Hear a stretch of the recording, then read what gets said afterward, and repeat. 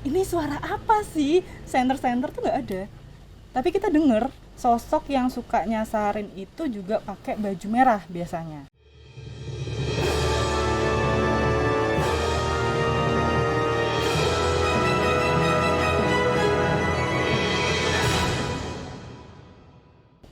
Selamat datang di Bukan Talk Show Biasa.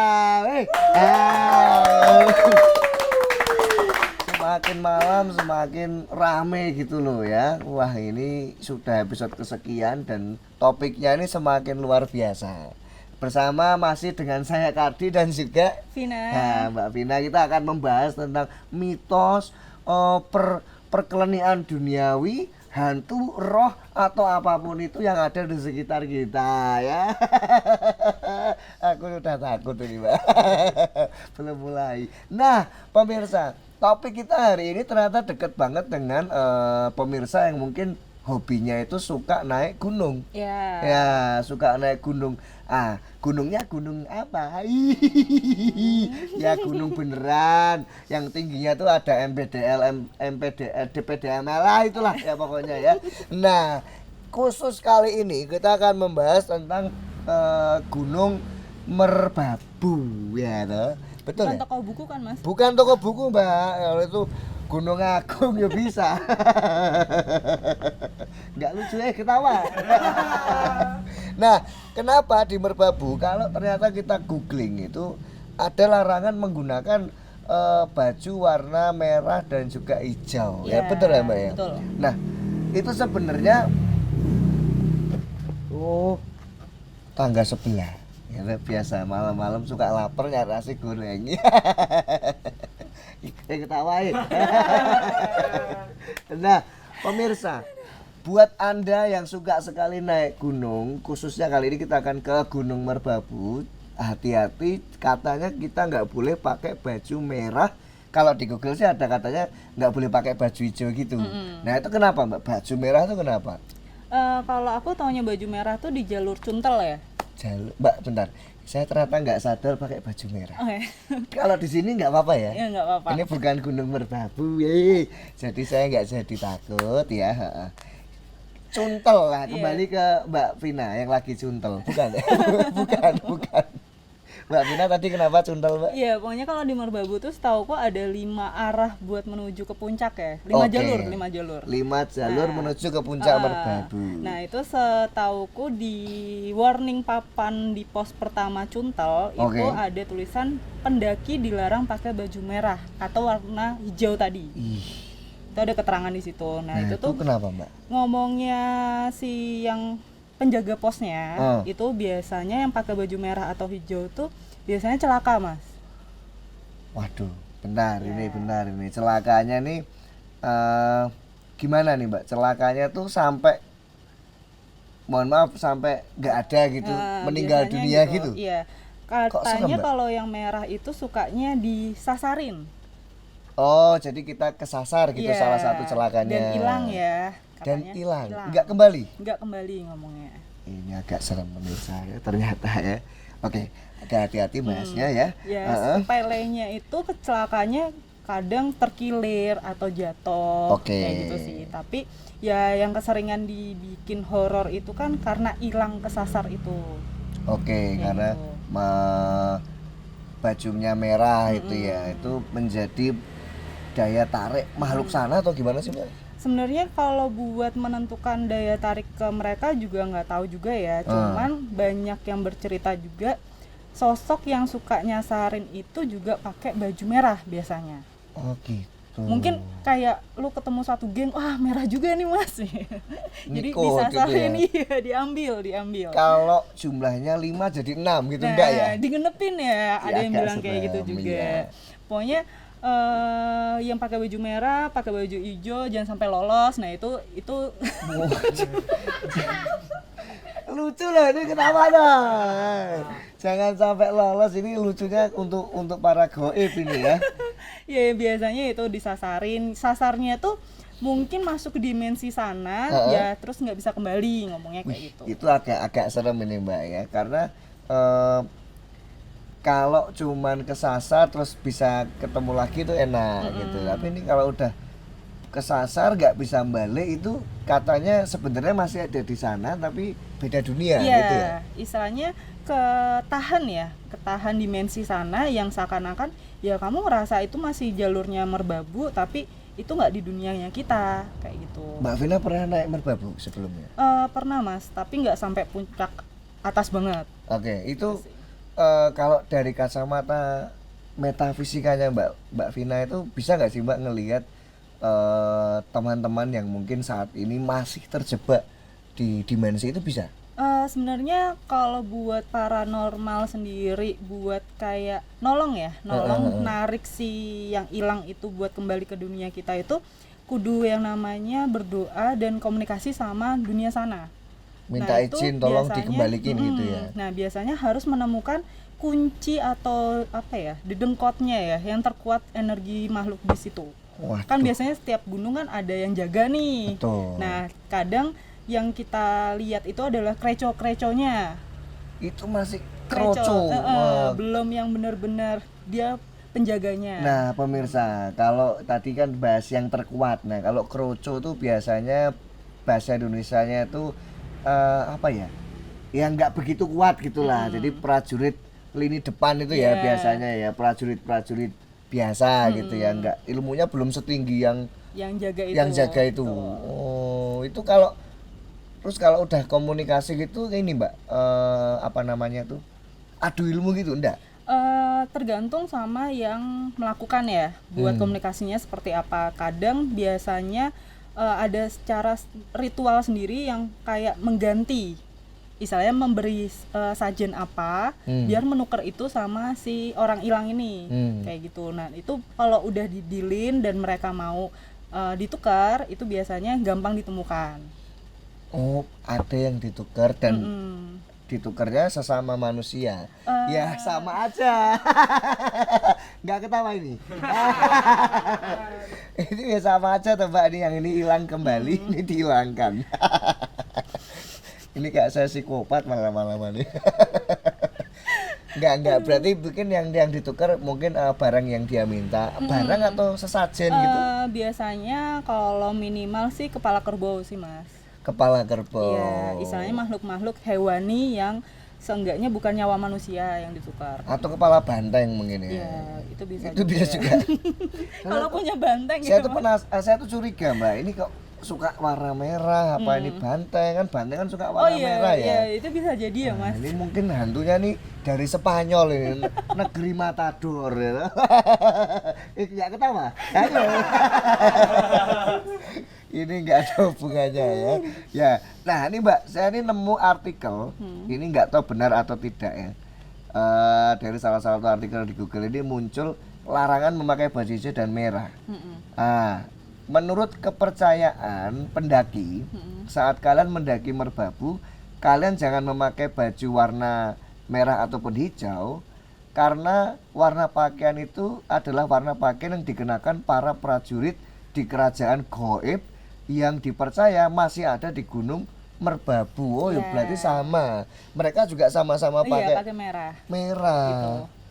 Waduh, itu prajuritnya emang ini ya Mbak ya. Kalau lihat orang pakai baju merah tuh musuh gitu. Mungkin malah ngiranya sebangsa Mas, makanya diajak itu.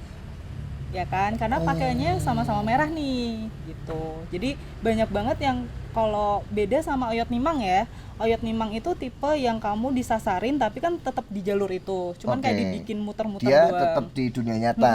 Tapi kalau misalnya masuk ke dimensi sana, ya kamu ngerasa jalan terus tapi ya enggak tidak ada ujungnya. Tapi juga nggak bisa balik rumah. Betul.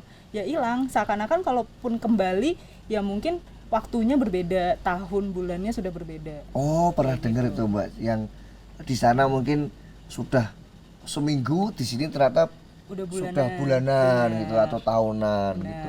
Itu ternyata ada ya? Ada. Kalau lihat dari kasus kehilangan sendiri cukup lumayan ya Mbak ya ternyata ya.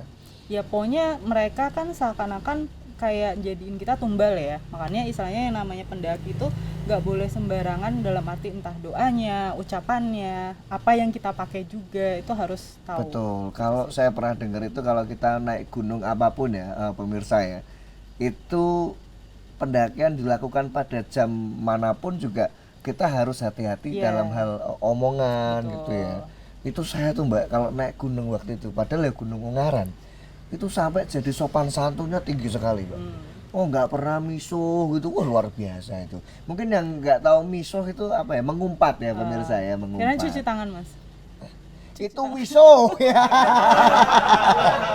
Mbak Vina lama-lama lucu loh ini. Saya gantian, saya yang jadi Mbak Vina nanti ya. Nggak lucu ya. Ketawa lagi. Nah pemirsa, itu tadi sudah jelas sekali bahwa memang ternyata memang tidak hanya di Gunung Merbabu saja, tapi di gunung-gunung lain kita juga harus menjaga diri, menjaga penampilan juga ya, dan juga menjaga ucapan kita. Bahkan katanya kalau pikiran kita kotor pun juga bisa kena ya, Mbak. Ya minimal kayak istilahnya melihat sesuatu yang lewat, ya kan logika ke distract sama masalah atau beban kan jadi kayak kita capek ya, lengah lah. Nah itu tuh gampang yang lihat. Ya istilahnya itu alas ya Mas, istilahnya gunung yang jarang aktivitas, paling pendaki itu kan di jalurnya aja. Betul, ya kan. Betul. Buat yang sekitarnya pasti kebun, pasti hutan kan kayak gitu. Nah itu pasti banyak makhluk-makhluk yang memang aslinya di sana. Nah kita kayak Kulon Nuwun tadi, sopan santun itu menjaga yang istilahnya itu bukan tempat kita, seenggaknya kita hati-hati. Hati-hati pemirsa, apalagi ya ini nggak cuma ke gunung juga, kalau ke tempat yang baru ya kita Kulon Nuwun itu biar nggak ini ya, biar ya sopan santun lah kita jaga sopan santun kita nih Indonesia kok negara budaya timurnya kan kuat gitu yang sopan gitu loh ya. Nah kembali nih Mbak ke Gunung Merbabu. Dulu itu perjalanan nggak sampai puncak tapi apakah sudah mengalami hal-hal mistis gitu Mbak? Itu lumayan sih Mas, karena aku pertama kali di Semarang. Itu berapa orang Mbak dulu Mbak? Itu aku 11 orang, aku ingat banget. 11 orang, ya, itu jumlah ganjil nggak apa-apa Bu? Alhamdulillah digenepin Mas. Saya genap, pemirsa nih yang bener loh nih. Digenepin. Ini bener digenepin? Iya digenepin. Nah jadi coba. Kondisinya yang tahu rute itu kan dilalah istilahnya teman saya doang satu orang. Nah saya kan aslinya Jakarta ya Mas, nggak pernah naik Gunung Merbabu jadi ngikut. Nah itu kan biasanya kita kalau udah di tempat istilahnya naiknya dilalah malam. Di malam lewatnya Cuntel juga. Cuntel itu kalau boleh share juga itu sebenarnya jalur air. Itu jadi jam berapa Mbak waktu berangkat? Itu aku ngeh banget dari Semarang itu jam 11-an sampai sana tuh jam 1-an lah. Berarti mulai naik jam setengah 2-an lah ya. Itu lewat jalur Cuntel yang banyak pipa-pipa air gitu. Istilahnya licin, banyak air, banyak suara gemericik air dan segala macam. Nah, dan jalurnya kata orang cukup terjal ketimbang rute-rute yang lain. Cuntel tuh namanya jalur air kan pasti makas banget lah. Dakinya pun tanahnya benar-benar dipaksa buat itu jalur pendaki kayak gitu. Dakinya itu bukan daki yang itu ya. Ya pokoknya daki pendaki, jalur pendakian. Nah, terus itu aku ingat banget 11 orang. Emang dari Semarang itu motor ada satu yang sendiri karena dia bawa carrier-nya cukup gede. Nah, terus dia nyampe sana, aku ingat banget di pos 3 yang udah bener-bener kita udah capek lah istilahnya istirahat di pos 3. Kita berhitung nih. Nah, anehnya ada yang nyaut ke 12. Di pos 3 itu nggak ada lampu, nggak ada penerangan, cuman dari kita doang lah penerangan. Jadi yuk berhitung gitu kan ngelingkar ya. Terus tiba-tiba nyaut 12.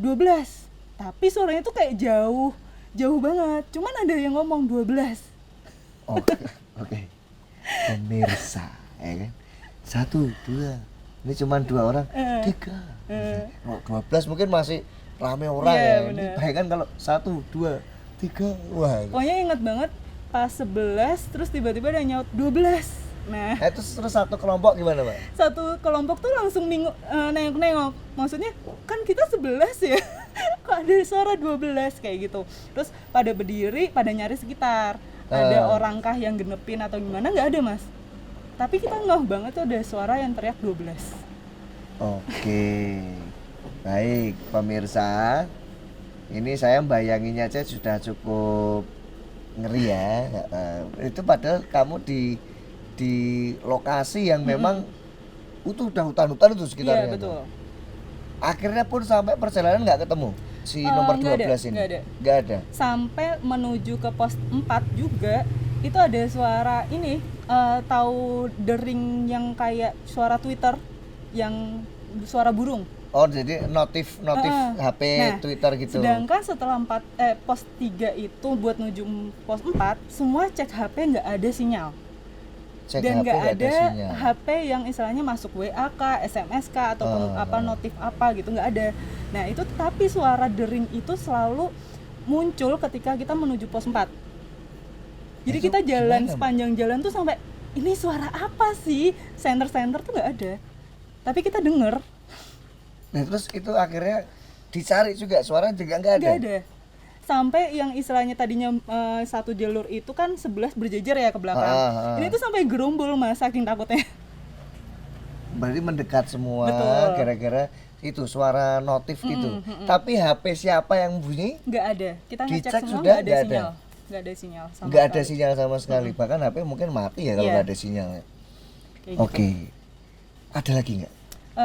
Pas kita sampai puncak kan, aku taunya di Pemerbabo tuh ada 3 puncak ya katanya. Oke, 3 Nah itu aku puncak. nggak tahu aku sampai puncak berapa. Yang penting aku ngehnya nggak sampai atas banget. Karena kita nenda dan dilalah konsumsinya kita habis, makanya kita memutuskan buat pulang. Oke. Nah pas sampai pos pertama di Cuntal, kita cerita, kok kita ngalamin gini-gini ya Mas sama penjaga posnya. Terus Masnya bilang, loh mbaknya soalnya pakai baju merah. Ada yang pakai baju merah? Kamu? Saya. Oh. Nah, jebul nekat pemirsa.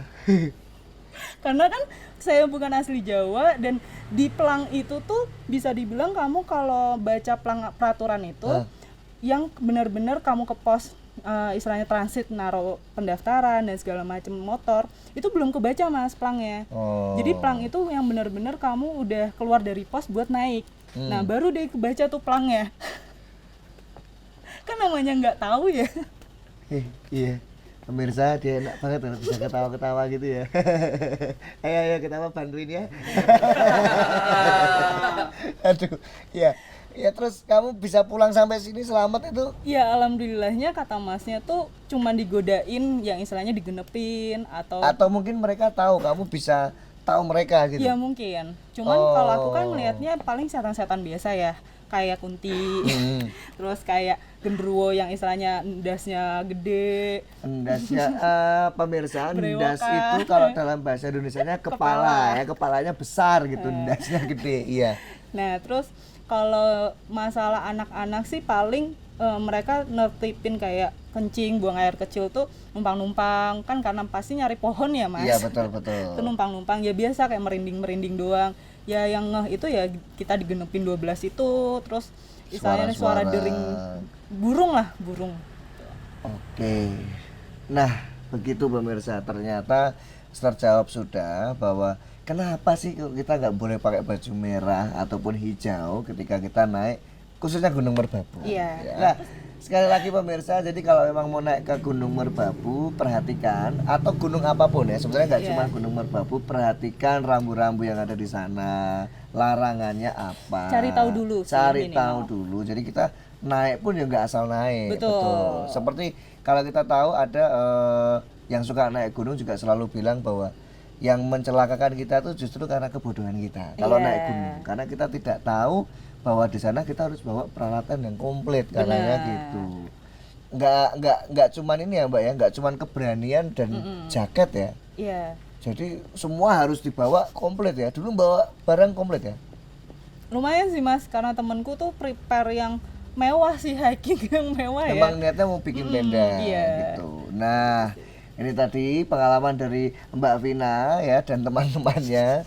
Sekali lagi ingat, perhatikan rambu-rambu sebelum kita mau naik ke gunung apapun, khususnya Gunung Merbabu. Kita kembali ke Bukan Talkshow biasa yang lainnya dengan topik-topik yang lebih menarik tentunya. Sekali lagi cuman di Bukan Talkshow biasa. Ayo suaranya.